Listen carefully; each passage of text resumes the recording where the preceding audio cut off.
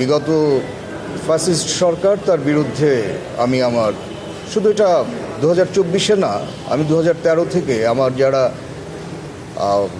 Facebook friend আছেন দেখতে পারবেন যে আমি 2013 থেকে নিয়মিত আমি যা অসঙ্গতি, সরকারের যে সমস্ত অসঙ্গতি ছিল এইসব নিয়ে আমি পোস্ট দিয়েছি এবং অনেক অনেক কবিতা লিখেছি। আমি একজন কবিও।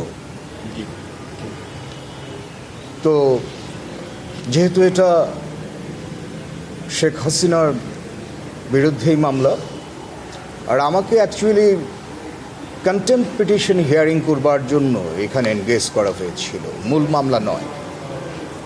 তো কন্টেম্পট পিটিশন এটা হিয়ারিং করবার জন্য আমি প্রস্তুতি নিয়ে এসেছিলাম, যেহেতু কোর্ট থেকে এটা প্রশ্নটা উত্থাপিত হয় যে কনফ্লিক্ট অফ ইন্টারেস্টের কথা।